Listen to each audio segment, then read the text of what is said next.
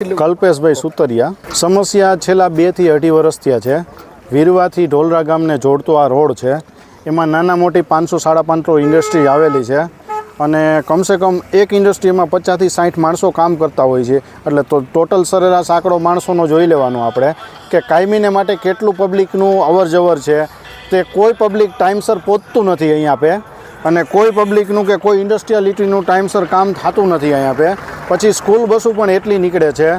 એટલે આ લોકો બધા ગ્રામજનોથી માંડી, ઇન્ડસ્ટ્રીથી માંડી અને લેબર વર્કથી માંડી બધા રાજકોટની કનેક્ટિવિટી હોય છે આવવા જવા માટે, અને એમાં આવવા જવા માટેનો મેઇન રસ્તો હોય છે। એટલે મતદાનનો બધા ગ્રામજનો, ઇન્ડસ્ટ્રીયાલિટી અને લેબર બધા બહિષ્કાર કરે છે આ વસ્તુને લીધે કે સામાન્ય નાનો એવો રોડ છે તો પણ થતો નથી, વારંવાર રજૂઆત કરવા સિવાય થતો નથી। લેખિત રજૂઆત કરી છે, મૌખિક રજૂઆત કરી છે, છેલ્લા 6 મહિનાથી આ બધા રજૂઆત કરે છે તો પણ આ વસ્તુનું કોઈ પણ પ્રકારનું સારું રિઝલ્ટ કે સારું પરફોર્મન્સ કે કોઈ પણ પ્રકારનું કોઈ નેતા કે કોઈ આગળ વધીને ધ્યાન નથી દેતું। અંદરો અંદર રાજકીય રીતે વાદા ખેંચીને લીધે આ જ રીઝન છે।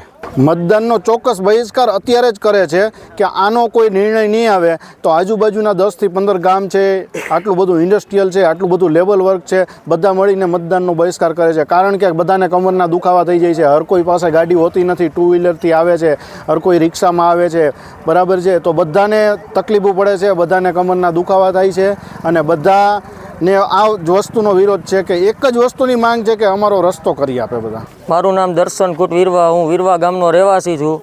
આ વીરવાથી ઢોલરાજી રસ્તો જાય છે તે બહુ જ અતિશય ખરાબ છે। અમે અનેકવાર મામલતદારમાં રજૂઆત કરી, જિલ્લા પંચાયતમાં રજૂઆત કરી, આનો કાંઈ નિવારણો આવતો નથી।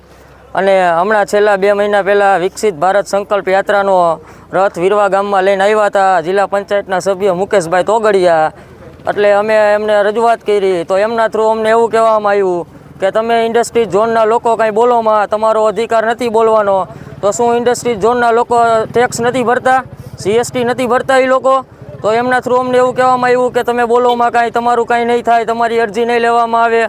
અને હમણાં છેલ્લે મેં ખુદે જ એમને ફોન કર્યો હતો 4-5 દિવસ પહેલાં મુકેશભાઈ તોગડિયા અને જિલ્લા પંચાયતના સભ્ય મોહનભાઈ દાપણાને કે આ રસ્તાનું શું થયું? તો મુકેશભાઈ તોગડિયા થ્રુ અમને એવો જવાબ આવ્યો કે રસ્તો તો બની ગયો છે।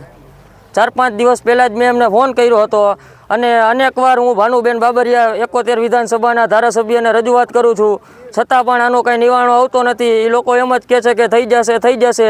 છેલ્લા 4 મહિનાથી એમ કહે છે કે ટેન્ડરમાં છે। તો શું છેલ્લા 4 મહિનાથી ટેન્ડરમાં હશે આ વસ્તુ? અમે ભાજપ સાથે જોડાયેલા જ છીએ, પણ અમે જો આ રસ્તો નહીં થાય ટૂંક સમયમાં તો અમે વીરવા ગામમાં હું ખુદ કોઈને ભાજપમાં મત નહીં આપવા દઉં।